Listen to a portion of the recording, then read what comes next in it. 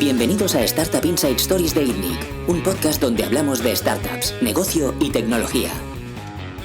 Bienvenidos una semana más al podcast de ITNIC.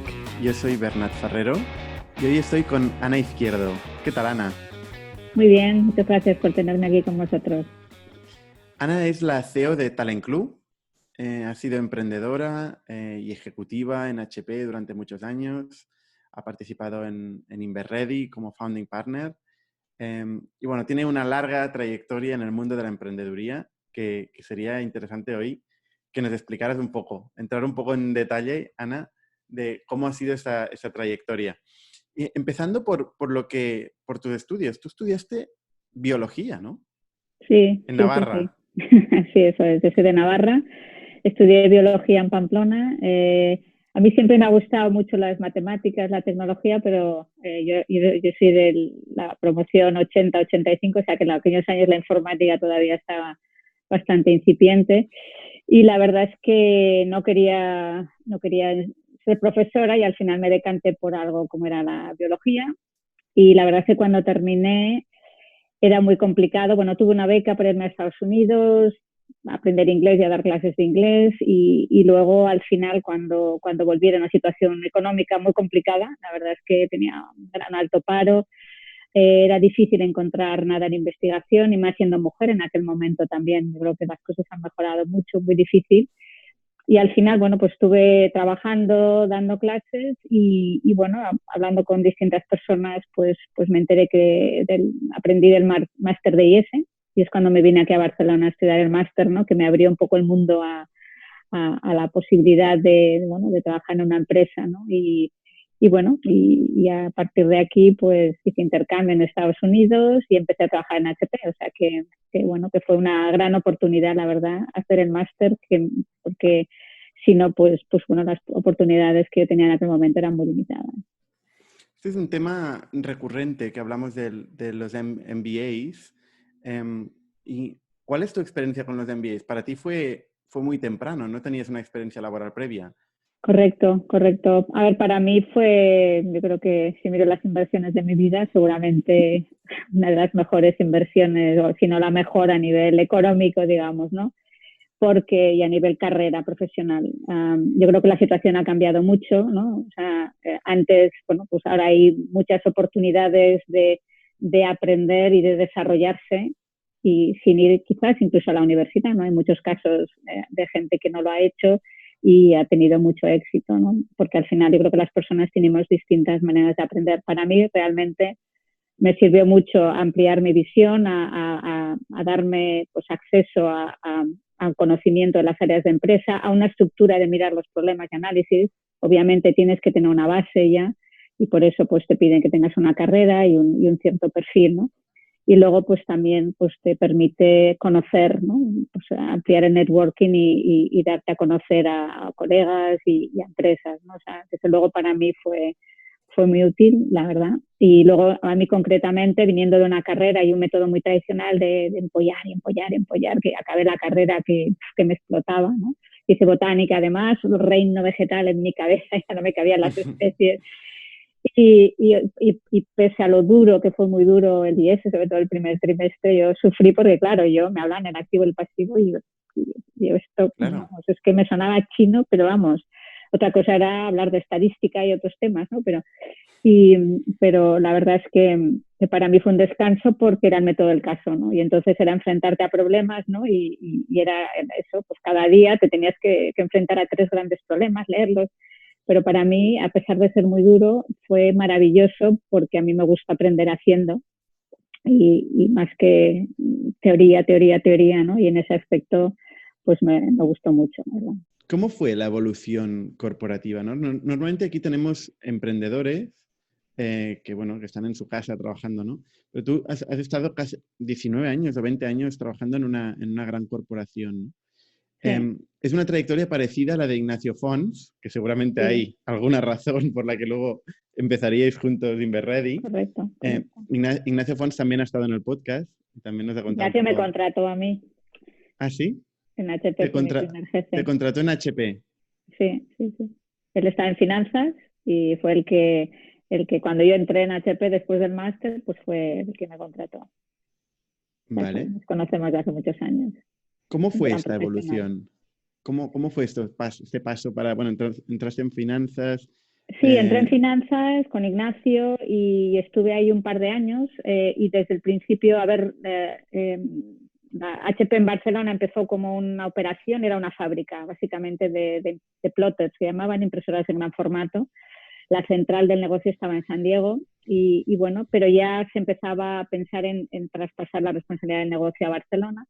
Y yo cuando empecé hacía análisis de hecho, de NPD, New Product Development, ¿no? O sea, yo trabajaba con el equipo de I+D, pues con marketing, a ver estos nuevos proyectos y analizar el retorno y tomar decisiones sobre qué proyectos se hacían, qué no y tal. Y bueno, yo estuve 2 años haciendo esta parte de análisis y reporting, pero la verdad es que me aburría mucho en finanzas. Y bueno, lo bueno de HP es que, y sobre todo la época que nos tocó vivir, yo creo que cuando entré éramos 80 personas y luego llegamos a ser 2000. O sea que me tocó una época fantástica, ¿no? Porque yo creo que cuando hay crecimiento, pues hay muchas oportunidades y si tienes inquietudes, pues entonces puedes crecer y puedes aprender mucho, ¿no? Entonces al final busqué, pues hablando, pues me conseguí una posición en marketing y a partir de ahí pues fue muy interesante, ¿no? Porque ya fui pues product manager de impresoras, y nosotros teníamos responsabilidad mundial, o sea, hacíamos productos para todo el mundo, ¿no? Con lo cual esto te abre las puertas de viajar, de tener que entender, ¿no? Por ejemplo, necesidades en aquel momento pues, del mercado japonés, que eran RADI, que funcionaba muy diferente del resto de los mercados, ¿no? La competencia.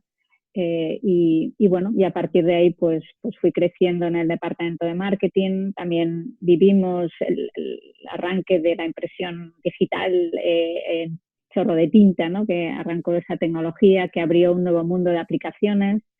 Antes pues solo usaban para arquitectura, luego pues empezó todo graphics, ¿no? Y ahí también pues se comenzó un mercado de nuevo con la incertidumbre, ¿no? De ver qué va a funcionar, qué no va a funcionar, ¿no?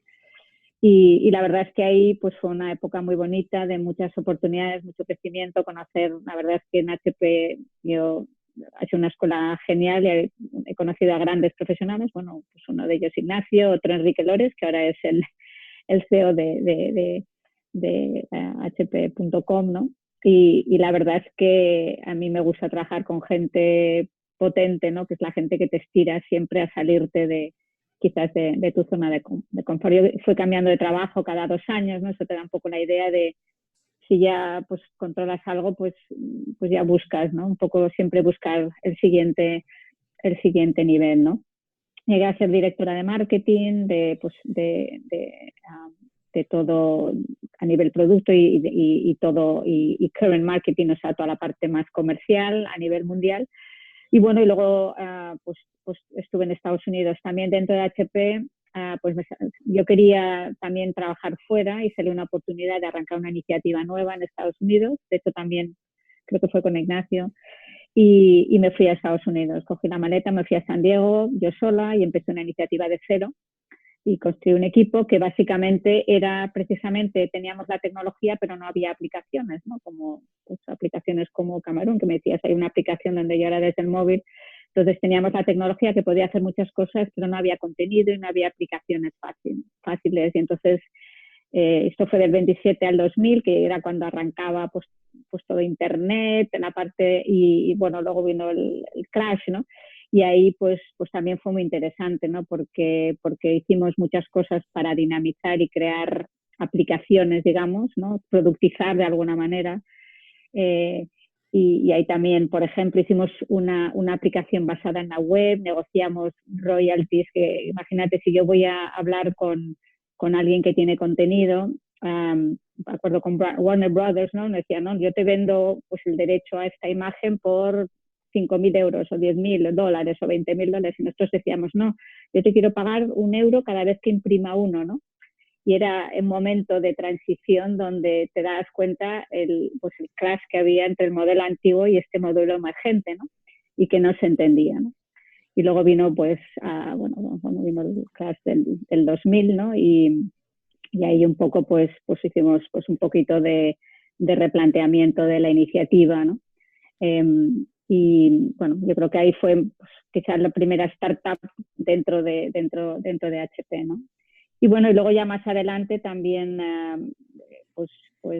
ya pues al final de mi carrera, ya por terminar esta parte, fui vicepresidenta de soluciones documentales, que también era una iniciativa bastante nueva, que era buscar soluciones tanto de software como de hardware para ayudar a las empresas a reducir el coste de impresión en documentos, ¿no? Y trabajamos con empresas dentro del sector automovilístico, ¿no? Desde pues, toda la documentación técnica, manuales, y cómo podíamos utilizar las nuevas tecnologías precisamente para ganar en reducir el coste de papel, básicamente. ¿Hay política en HP? A ¿La ver, gente hace política? sí, las organizaciones cuando crecen, pues hay una parte política y burocrática, sí que la hay, sí. Fue una de las razones que cuando yo lo miro en retrospectiva, pues cuando eres un product manager, pues eres como muy ajeno a la política, ¿no? Pues tienes tu equipo y ya, ¿no? Y cuanto más arriba estás en la organización, más entras hay una parte política y hay una parte, como eres tan grande, pues no tienes, tal y como HP está organizada, hay las GBUs, que son las Global Business Units, que hacen los productos a nivel mundial, y luego están las organizaciones como comerciales, ¿no? Y no hay no hay un reporting directo, entonces hay una cierta negociación, prioridades de las distintas fuerzas de ventas, ¿no? Por ejemplo, nosotros que somos, la parte de gran formato, que es como una línea de producto pues más pequeña dentro del mundo de la impresión, pues tienes que luchar por bandwidth, ¿no? Dentro de la gente que venda impresoras láser o copiadoras a corporaciones, ¿no? Entonces, para mí, al final, llegar a un punto donde es difícil mover cosas, hay política y hay burocracia y quizás poca agilidad en las decisiones. Tienes que alinearte con tantas organizaciones y tantas personas que se convierte en una inversión como muy interna, en vez de estar, ¿no? Mirando de cara afuera a los clientes, a los competidores, estás ahí en negociaciones. Y a mí esto fue lo que me cansó un poco de HP. De HP, seguramente las empresas muy grandes pues tienen yo lo veo, ¿no? También en clientes grandes, ¿no? Y por eso Curioso también. porque HP fue una de las primeras startups, ¿no? No, claro. Sí. El garaje de HP es un sitio de peregrinaje, ¿no? Para la gente que va a ver un poco la historia de las startups en Estados Unidos. Sí, y a nivel filosofía, la política de puertas abiertas, ¿no? El managing by wandering around, ¿no? Tiene cosas. Exacto. A mí, oficinas abiertas y todo esto. Exacto. Yo de hecho he crecido en este entorno, ¿no? Que yo cuando hablaba con compañeros de IES en empresas como muy españolas, quizás más antiguas o más tradicionales, mucha más jerarquía, mucha menos transparencia, ¿no? Y ahora el mundo de las startups es muy diferente, yo creo, ¿no? ¿Vale? Pero a mí me encantó crecer con esa cultura y yo me he hecho como profesional con esa cultura, que es la verdad es que comulga conmigo y a mí me gusta, ¿no? Entonces, pues no me iría ahora a trabajar, no sé, a un banco, porque me moriría seguramente, ¿no? O sea, y de hecho yo creo que es una de las cosas que yo he aportado pues, en Talent Club, ¿no? Es que es más fácil, ¿eh? En una empresa pequeña, pero no hay jerarquías, no hay transparencia, buenas ideas, al final es todo meritocracia y da un poco igual y todos somos iguales. Obviamente hay que organizarse de una manera y hay que tomar decisiones, pero esos valores para mí pues los aprendí en HP. El año 2005, según tu LinkedIn, empiezas una red social que dices que es una de las primeras redes sociales en España que llegó a tener 50.000 usuarios. Sí, ¿Qué pasó? Sí. ¿Qué fue eso? Sí, mira, esta fue, yo creo que el primer fracaso, ¿no? Pues hicimos, se llamaba Unilocus, aquí con dos ex compañeros de HP. Yo todavía estaba en HP, pero nos veíamos y, claro, nos gustaba la tecnología y un compañero y amigo que es de Stanford, americano, pues ya veíamos que estaba haciendo Facebook y decidimos arrancar un Facebook aquí en España, ¿no?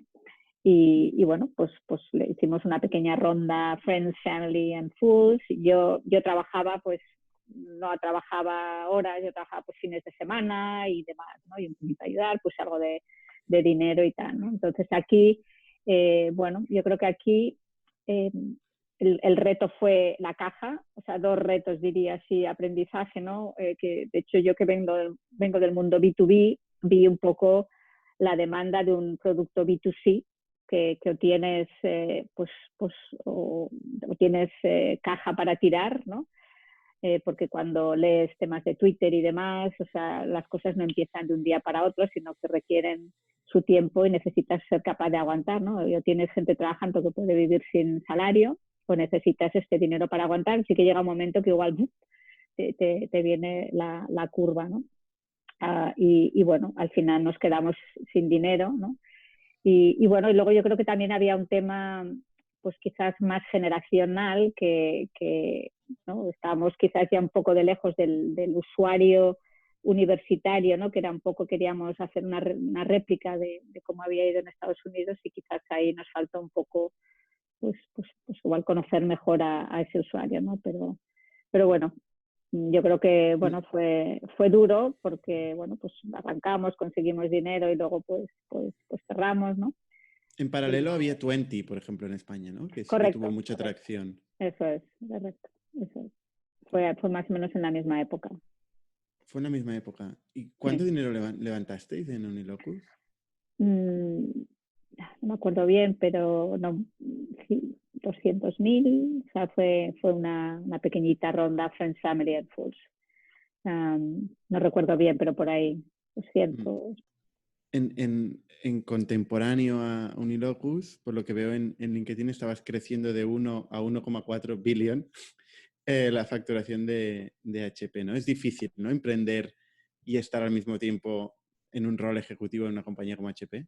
Sí, sí. La verdad es que empecé muy entusiasmada, ¿no? Pues cuando empiezas algo, y me acuerdo que era trabajar, porque además el trabajo en HP es muy intenso, ¿no? De muchas horas, incluso fines de semana, y luego y parte del fin de semana, y la verdad es que llegó un momento que tuve que decir, o sea, trabajas de lunes a domingo, las semanas llega un momento que el nivel de estrés es brutal, ¿no? Y llegó un momento en que dije, era o me voy, ¿no? Y yo creo que en el nivel que estaba la empresa en ese momento, con estas 2 personas que tenían pues la experiencia de liderazgo, yo dije, oye, yo me quedo en HP, contad conmigo para cosas puntuales, pero me tuve que retirar porque no puedes, ¿no? O sea, yo creo que puedes quizás colaborar en algo, o puedes, pero yo creo que se ve claramente que para que algo arranque es tan difícil que tienes que dedicarte en cuerpo y alma toda la energía. Cuando tú te fuiste, ¿cómo iba a HP? ¿Estaba creciendo o se estaba estancando? A ver, yo creo que creciendo iba razonablemente bien, pero era una empresa, creo recordar, 300.000 empleados, o sea, una empresa brutal, porque claro, compraron la parte de servicios, compraron, no recuerdo el nombre, una empresa de servicios, en la parte de enterprise, entonces claro, yo creo que, pues que era un monstruo, ¿no?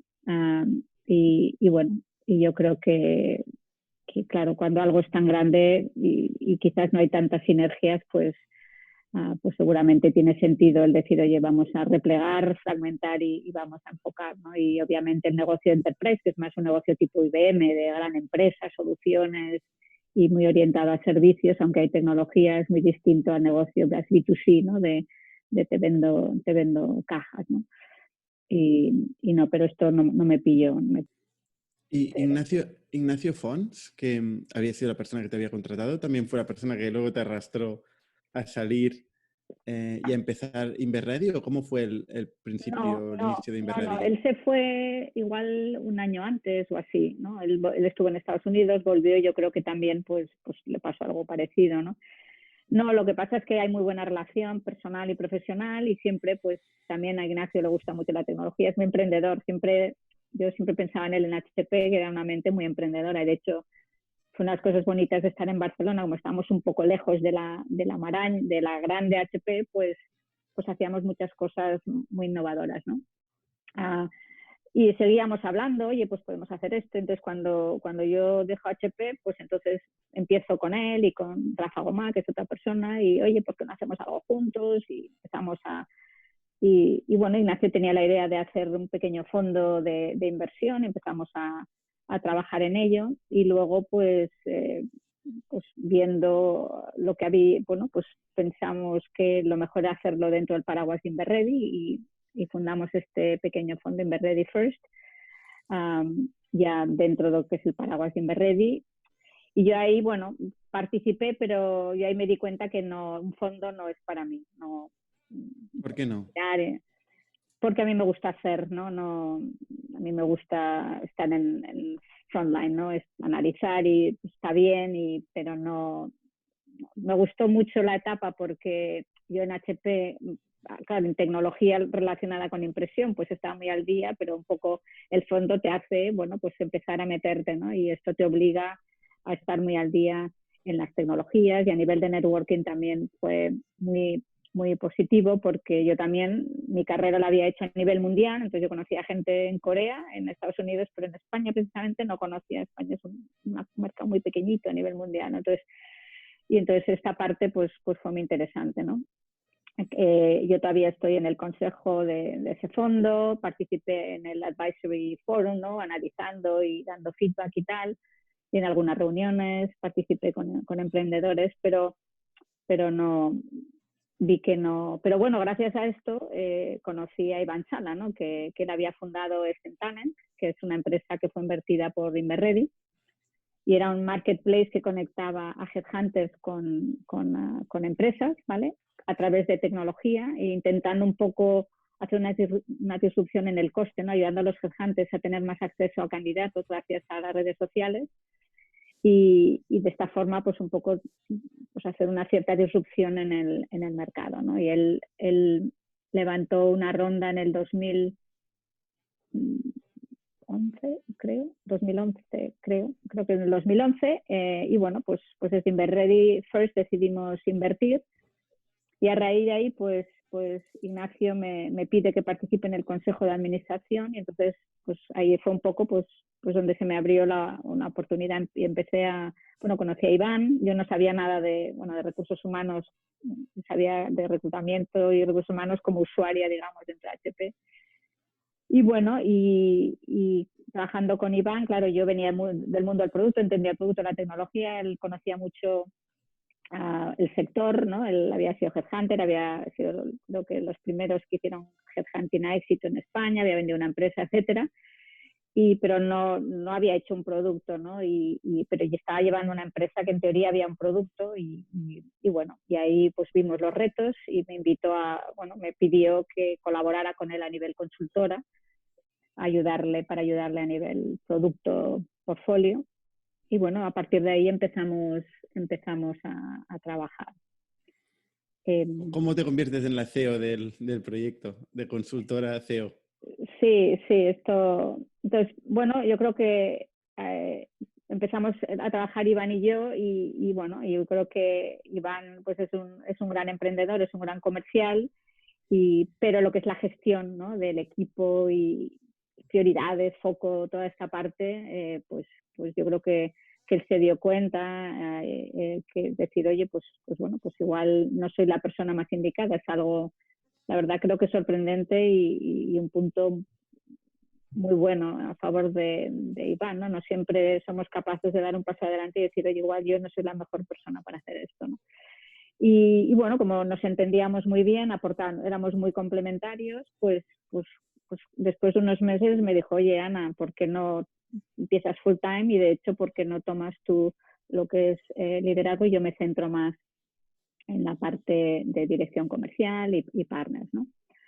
Y así empecé a trabajar en Talent e intentar ver cómo crecía y bueno, yo pues ya vi pues por este tiempo que estamos haciendo tecnología para 3 clientes diferentes, el reclutador, el headhunter y el candidato, con el reto que eso suponía, en un momento además, tampoco en 2010, eran unos años que tampoco económicamente, era una empresa de reclutamiento.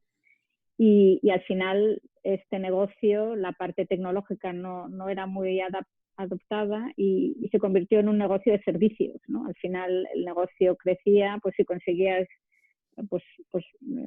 peticiones de clientes y buenos headhunters, ¿no? Intentamos incluso internacionalizar y ahí veíamos si teníamos buena gente y teníamos negocio y si no teníamos a buena gente. De hecho, cuando enviábamos a alguien iba bien, cuando no. Entonces, yo es cuando empecé a explorar, decir, oye, tenemos tecnología, ¿qué más hay en recursos humanos, en reclutamiento, ¿no? Y empecé un poco a investigar, sobre todo en Estados Unidos, y ahí vi, era el comienzo de software as a service, la nube, estos años que teníamos que educar a las personas y vi, ¿no? Yo conocía Taleo, que había usado en HP, y estaban los grandes, SuccessFactors, Taleo, y luego parecía que había una nueva ola, ¿no? de ATS, ¿no? Pues más para SMB, ¿no? Más accesibles, que en vez de ser una implantación de un año y miles de euros de servicios y de coste, pues oye, que por 100 euros pudieras tener una ATS, ¿no? Y ostras, empecé a explorar y ver un poco y digo, en España no hay nada de este calibre y tenemos ya una cierta tecnología y entonces me acuerdo pues con Iván, pues ¿qué hacemos? Y yo le decía, pues vamos a probar un producto, a ver si el producto al final escala mejor que los servicios, ¿no? Y bueno, nos pusimos de acuerdo y fuimos al equipo y yo les dije, oye, tenéis 6 semanas para hacer esto, que casi se caen de la silla, ¿no? Y venga, y vamos a hacer algo sencillo. Como ya teníamos clientes de reclutamiento, pues buscamos unos 20 clientes para que probaran gratis en aquel momento, oye, probar y darnos feedback. Y bueno, conseguimos que algunos se engancharan y nos empezaran a dar feedback y a ver qué faltaba, ¿no? Y entonces, pues bueno, pues ahí nos planteamos qué hacemos, ¿no? O sea, eh, y, y bueno, y claro, somos una empresa pequeña con recursos limitados y había un poco que apostar y lo que hicimos fue pues en un año pues empezamos siendo Talent y acabamos siendo Talent Club, ¿no? O sea, creo que el 2014 pues... ¿Abandonasteis la parte de servicio?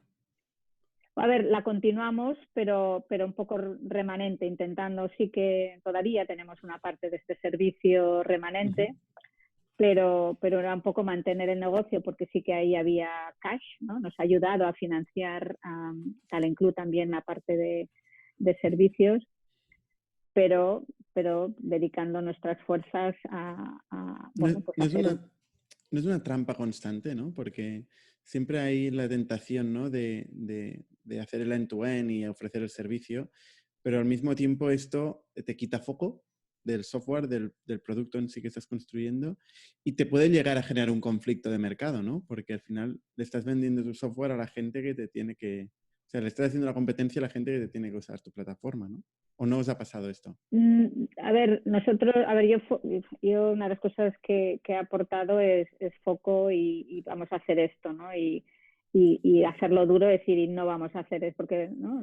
Aprendizaje. El decir lo que voy a hacer siempre es fácil, lo que es vale decir es vamos a listar lo que no vamos a hacer, ¿no? Entonces, aquí, pues en nuestro caso, ¿no? Pues, por así decirlo, si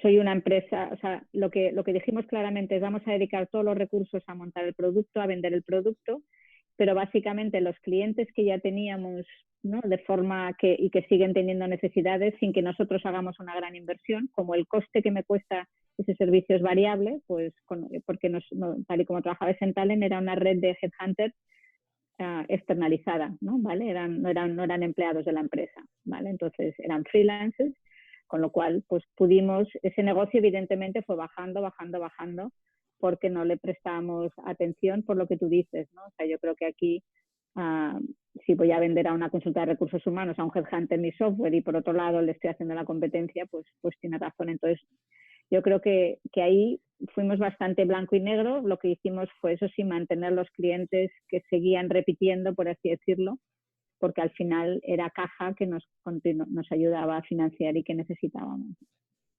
Vale. Si tuvieras que definir en pocas palabras qué es Talent Club, ¿cómo lo definirías? Pues diría que es la herramienta que ayuda a empresas medianas a gestionar los procesos de reclutamiento y selección y a atraer talento a su marca, siempre manteniendo una experiencia de candidato excelente. ¿Y en qué mercados os enfocáis? Estamos sobre todo en el mercado español. Nosotros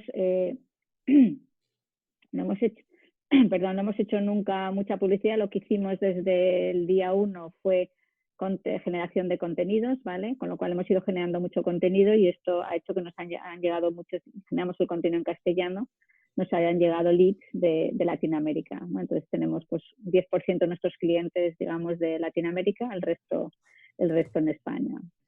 Sí que tenemos clientes, perdona, que son multinacionales y que utilizan Talent Club en otros países, hasta en la India, hasta en China, hasta en Francia, en Inglaterra, pero la mayor parte de los clientes están en España.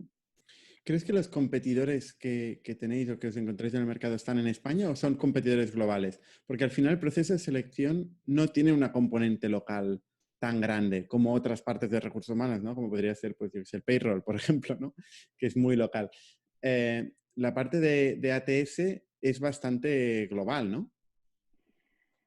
Es menos global de lo que parece por los portales.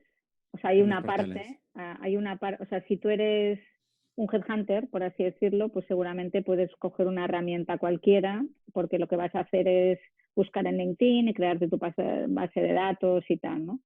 Cuando publicas, pues estar conectado con los portales locales, tanto portales como universidades, fuentes de talento, ahí es donde todo el mundo publica en LinkedIn, todo el mundo puede publicar en Indeed, ¿no? Que son pues, redes que están prácticamente en todo el mundo, pero hay mucha diversidad, ¿no? Por ejemplo, ¿no? Sigamos en España, pues ¿cuánta gente consigue talento en Stack Overflow? Pues no lo sé, no mucha, creo, ¿no? Pero para Estados Unidos, entonces yo creo que las startups pues son más versátiles y quizás hacen, pues cojan igual herramientas locales porque su volumen de contratación es pequeñito, pero en cuanto tienes un cierto tamaño necesitas la presencia y entonces yo creo que ahí ese es un punto pues relevante para que hace que el horizontalizarlo pues no sea tan sencillo. Esto es la parte de producto. Y luego hay una parte comercial, ¿no? Que yo creo que cuando vas a una empresa, a una startup, yo lo veo por nosotros compramos pues herramientas, hacemos research y compramos y ponemos la tarjeta de crédito y ya está, ¿no? La venta a unas empresas de tamaño mediano o grande, nosotros tenemos clientes también muy grandes, es una venta todavía donde es una venta bastante push, ¿no? O sea, entonces, no, pues una startup de, no sé, de Hungría, igual me compra, pero un cliente ya de un retailer de Hungría, pues dudo que me contacte para comprarme, ¿no? Tengo que ir yo ahí a explicarle, ¿no? Entonces, hay esta parte de producto, que sí que hay mucha parte horizontal, pero otra más local, pero luego yo creo que en recursos humanos todavía es una función, hablo de empresas medianas grandes, porque una empresa muy pequeñita al final el que compra no existe recursos humanos, al final el que compra es el CEO o la CEO, ¿no? Ahí es una venta donde el conocimiento tecnológico es limitado y hay todavía hay que hacer una cierta educación. Y luego hay otra parte muy importante para nosotros que ha sido y es diferencial, que es el soporte, ¿no? Es cuando tienes usuarios que no tienen los grandes conocimientos, el poder hacer un onboarding, el poder dar formaciones y el soporte, un chat donde la gente pueda tener acceso en su lengua, pues también es, y en su horario, digamos, también es importante. ¿Cuál es la media de empleados que tiene una empresa target vuestra? Es difícil decirlo porque, por ejemplo, puede haber un headhunter que sean 20 personas, que ya es un headhunter grande, que sea un buen cliente para nosotros porque contrata. Nosotros, claro. Al final lo que decimos es que una empresa que contrata más de 5 personas al mes, digamos, ¿no?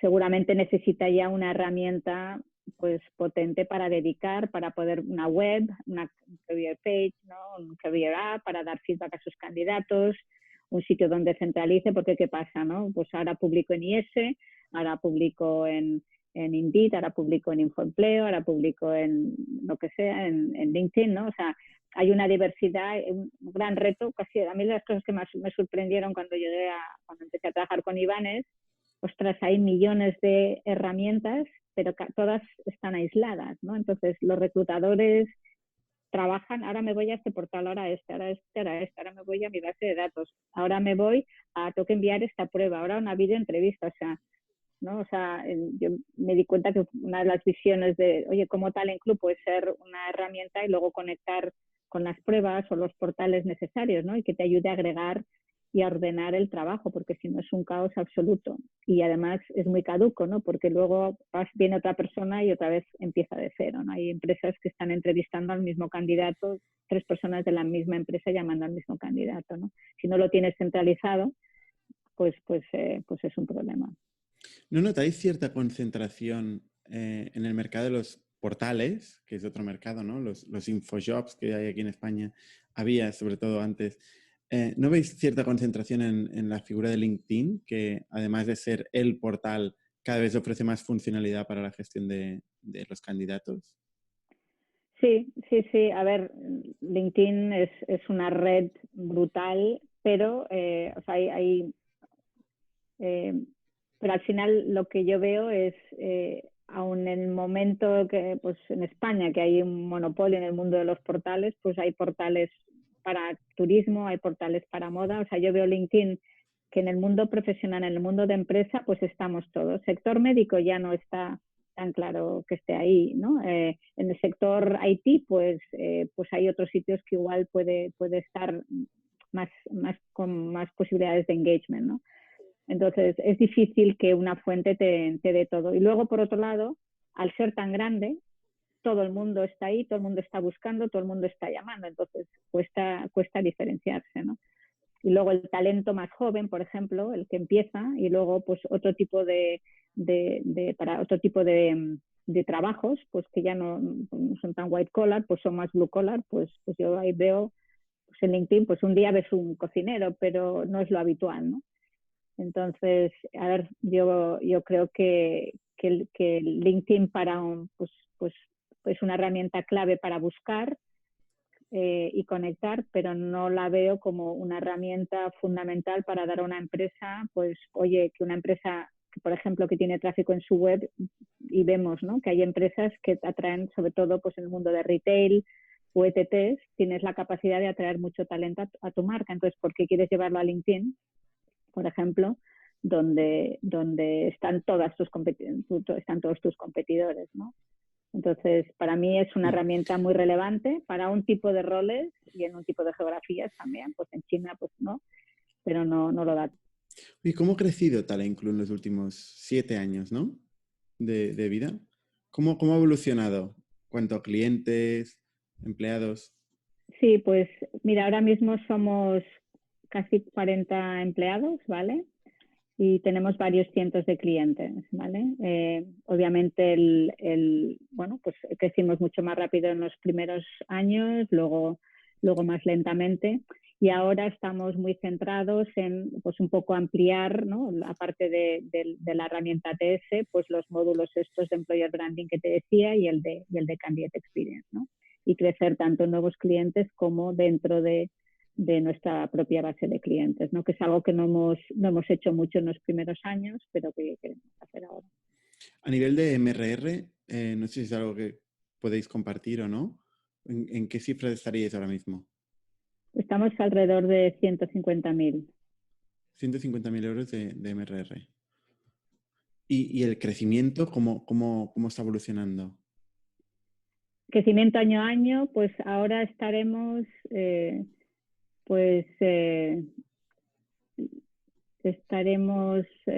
alrededor del 20%. Uh-huh. ¿Y la financiación? Hasta ahora habéis conseguido, habéis cerrado rondas de financiación, ¿no? Sí, Con varios fondos. O sea, sí. todavía no sois rentables, entiendo, con 40 personas y 150.000 euros de MRR. Estamos cerca, o sea, básicamente lo que es Talent Club está prácticamente en break-even. Y estos nuevos módulos un poco separamos un poquito internamente la P&L y es donde estamos invirtiendo en estos nuevos módulos, ¿no? A nivel operacional estamos bastante cerca del break-even, pero sí que tenemos una parte de costes financieros, ¿no?, de préstamos, de algunas ayudas públicas anteriores, ¿no?, y cosas que vas arrastrando, ¿no?, del pivot. Te decía algunas cosas, pues tienes activos y pasivos, ¿no? Y esa es la parte que todavía hace que quememos caja. ¿Cómo funcionó el pivot? Una DSN Talent de la empresa de servicio. la empresa de servicios, tecnología, servicios de Headhunters del Marketplace a una herramienta SaaS, ¿no? Entonces ahí hicimos un cambio pues total, ¿no? Y bueno, ahí sí. Y la primera era inicialmente de Iván Sala. Correcto. ¿Tú cuándo entras como socia en la compañía? Si es que entras como socia. Cuando fundamos Talent Club. Vale. Y en este proceso arrastrasteis los accionistas de la primera compañía. Claro. Es que hicimos un pivote, entonces ahí hicimos hicimos una pequeña, cuando tuvimos tracción hicimos una pequeña ronda y ahí es donde entré yo. Y bueno, pues ¿Tú invertiste en la compañía también? Sí. Y ahora mirándolo con retrospectiva, ¿crees que arrastrar el anterior proyecto y el anterior cap table tiene sentido o hubieras empezado una nueva sociedad de cero? Eso es lo que dices que te planteas, ¿no? Esto es lo que doy vueltas, porque claro, siempre es más fácil centrarte en lo negativo y no en lo positivo, ¿no? O sea, pero no sé, yo creo que hubiera sido más limpio dejar separar el negocio y abrir uno nuevo. Creo. ¿Arrastrasteis deuda también de la anterior compañía? Sí, claro, todo, porque al final, que había cosas muy interesantes desde la tecnología, que el primer prototipo vino de una tecnología, y luego pues tienes ya el equipo montado, ¿no? Y tienes incluso pues unos clientes con los que pues puedes probar cosas, ¿no? Pero entonces yo creo que ahí pesó también mucho pues la relación con los inversores, la relación con, pues un poco quieres pues devolver los préstamos, Fedeti o lo que sea, o sea, hay una parte que dices, tengo que intentarlo, ¿no? Y lo que pasa es que empiezas, sobre todo cuando ya quieres ir a una ronda pequeña, pues no hay problema, pero cuando buscas ya conversaciones con fondos grandes, pues ya buscan empresas donde la posición de los empleados, que haya un cap table sencillo, que la posición de los emprendedores sea amplia, ¿no? Que te permita pues mantener ahí esa iniciativa, ¿no? Y esto pues lo perdimos, ¿no? En ese momento. Pero bueno, esto siempre se puede corregir, ¿no? O sea, siempre se pueden hacer rondas a las valoraciones que sean y ir reajustando el cap table, ¿no? Sí. Este tema de arrastrar proyectos anteriores o no, o empezar de cero, es una discusión bastante frecuente en el mundo nuestro, ¿no? Porque en Estados Unidos, por ejemplo, es muy común arrancar muchos proyectos, ¿no? Y fallar en 7 antes de que encontrar uno, el octavo, que es el bueno, ¿no? Sí. Sin embargo, yo, por ejemplo, soy más de la opinión de ir mutando los proyectos, porque al final la gente que te ha acompañado, ¿no? En un proyecto o los activos que has sido capaz de generar, pues si consigues flexibilizar las estructuras, que luego tienen complejidades de todo tipo, de mercantiles, fiscales y sobre todo alinear a todo el mundo, que esto es lo más complicado. Pero si eres capaz de alinear a todo el mundo y solventar los problemas burocráticos de ir evolucionando un mismo proyecto, yo no le veo problema, al contrario. De hecho, INNIC es un proyecto que ha evolucionado muchísimo. Empezó como una empresa de servicios, se constituyó el año 2011 y ha hecho un montón de cosas, ¿no? Y siempre ha ido evolucionando como sociedad. Es el primer negocio donde yo trabajé, ¿no? Y sigo trabajando en él y igual es el último en el que trabaré, ¿no? Es un tema de filosofías, pero sí, bueno, de filosofía. No creo que se pueda decir que es un error o no. Y también de socios, ¿no? Porque si claro, tú y yo montamos una empresa y va evolucionando y tú y yo nos alineamos porque los dos pues tenemos unos intereses parecidos, yo creo que cuando hay inversores externos, pues hay inversores, pues en la ronda de Iván pues entraron 3 fondos, ¿no? Inverredi y otros 2, claro. Si un fondo dice yo invierto en este y no me líes, ¿no? O sea, ahí es donde lo que tú dices, ¿no? O sea, si los socios están muy alineados, pues seguramente es lo mejor porque siempre te alinearás en el futuro, pues vas a encontrar el mejor futuro posible. Ya sabemos que el camino, tú no sabes cuál va a ser, ¿no? Lo tienes que ir encontrando. Pero cuando tienes una cierta diversidad de socios que quizás dicen, no, mi fondo ha invertido en han pasado 3 años, yo, ¿sabes? Quiero resolución. no es bueno ni malo, simplemente ahí hay un conflicto de intereses que es, ¿sabes? Que dices, ostras, quizás es pensar, bueno, quizás ahí el aprendizaje es, bueno, pues igual hay que sentarse y alinear todos esos intereses antes de Exacto. arrancar ese nuevo viaje, ¿no? Igual Pero hay que mucho más, recomprar este fondo o tiene que salir o tal, ¿no? Porque al final se va a correcto, hacer lo que el emprendedor quiere hacer, ¿no? Por lo bueno o por lo malo, ¿no? Los correcto. fondos no tienen capacidad de ejecución, ¿no? En el venture, en el private equity igual es otra historia. Entonces, bueno, no hay otra que entendernos. Eso es Sí, lo correcto. interesante. ¿Y cuál es el futuro de Talent Club? ¿Hacia dónde va? ¿Qué pasará en los siguientes años? Sí, pues nosotros estamos expandiendo el portfolio, como te decía, y algunos de los productos que estamos haciendo los queremos abrir porque los vemos que tienen mucho valor, incluso no conectados con lo que es el ATS de Talent Club. Y entonces hemos arrancado un programa de partners para poder integrarnos incluso con empresas tipo SuccessFactors, ¿no? O sea, módulos que complementen a base instalada ya existente. Y porque lo que queremos, yo creo que el éxito de Talent Club vendrá por poder salir y vender fuera de España, ¿no? Porque el mercado, si al final quieres hacer un buen producto tecnológico, pues el mercado español es demasiado pequeño, ¿no? Y nosotros más que competir en el mundo de la ATS, que es como bien sabes, hay muchos y muy variados, y algunos que han levantado muchos más millones que los hemos levantado nosotros, pues preferimos construir módulos más relacionados con la parte de Employer Branding y Candidate Experience y buscar integraciones pues para poder crecer más allá, ¿no? Y esto estamos abriendo una línea de partnerships para hacerlo. La parte de inteligencia artificial y selección, digamos, o autocualificación de candidatos, ¿eso es algo que le ves futuro? Porque se habla mucho últimamente, Se ¿no? habla mucho, más ciencia ficción que otra cosa. Nosotros estamos experimentando un poquito más con algo de machine learning, ¿no? Ver si, Mm. porque los matchings que hay, incluso los portales, no han llegado muy lejos. Yo creo que lo bueno que tiene una ATS es que puedes tener algo más de información de lo que pasa con los candidatos, ¿no? Y entonces de forma, algo que un portal no tiene, ¿no? Entonces estamos explorando pues, algunos algoritmos de machine learning eh, para ver si conseguimos dos cosas. Una es cribar, es decir, si a mí me llegan 1000 candidatos, pues dime los 20 que me tengo que mirar primero. Y la otra es bucear en las bases de datos de los clientes de una forma más eficiente, que como comentaba antes, son activos relevantes y a los que hoy por hoy no se le está sacando mucho partido. Ujú. Nosotros hemos invertido en un negocio que se llama Hireflix, que lo que ofrece es una TS al final, muy simple, pero que se enfoca a la videoentrevista asíncrona con Sí, candidatos, ¿no? sí, De forma que sí, puedes hacer preguntas y lo el conozco. candidato tiene que responder on the spot, en el momento, con el móvil o con lo que sea, Sí, pero vía vídeo, ¿no? sí.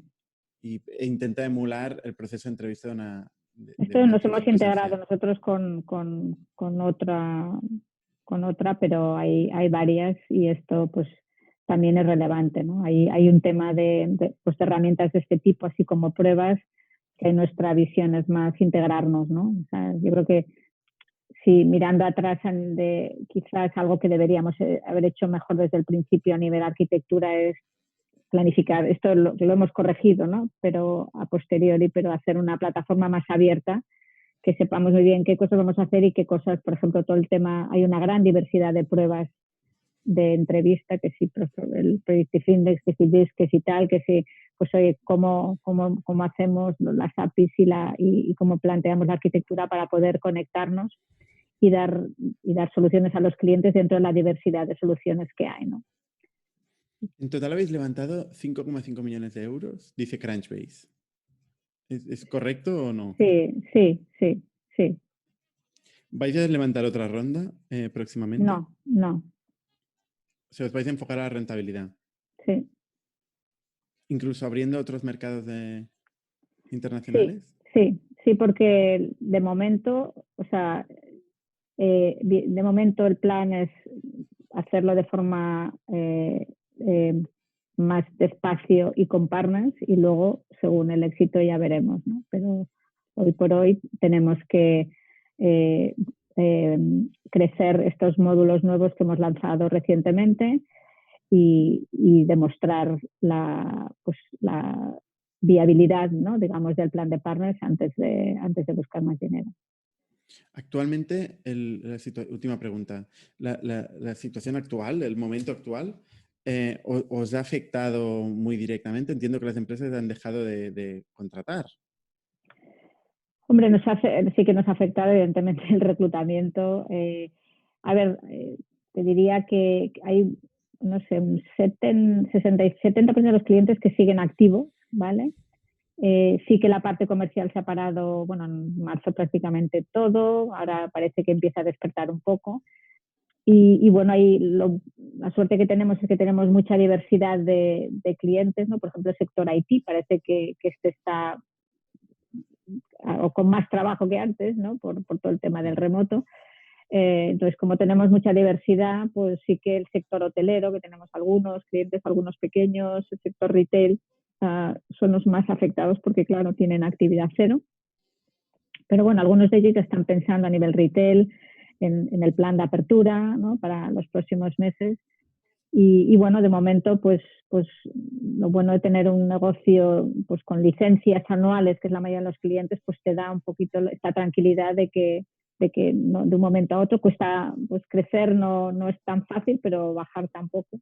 Vamos a ver cómo evoluciona. De momento no pinta que somos capaces de retener a la mayor parte de nuestros clientes.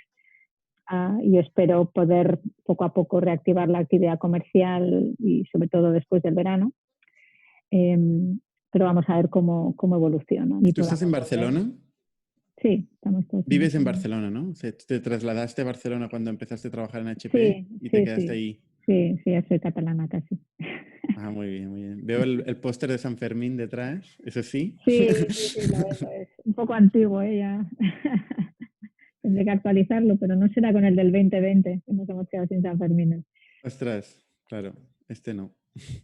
Oye, Ana, pues muchísimas gracias por tu experiencia. Yo creo que hemos aprendido mucho. Gracias a ti. Y nos mantendremos en contacto. Perfecto, muy bien, muchas gracias. Con todos los demás, hasta la semana que viene. Somos un ecosistema de startups tech de Barcelona, creadores de Camalún, Kipu y Factorial, entre otras. Ofrecemos más de 5.000 metros cuadrados de coworking a startups y organizamos eventos diarios para discutir negocio y tecnología hasta la saciedad. Desde ITNIC Fund invertimos en equipos con capacidad de construir grandes productos y negocios. ¡Te esperamos!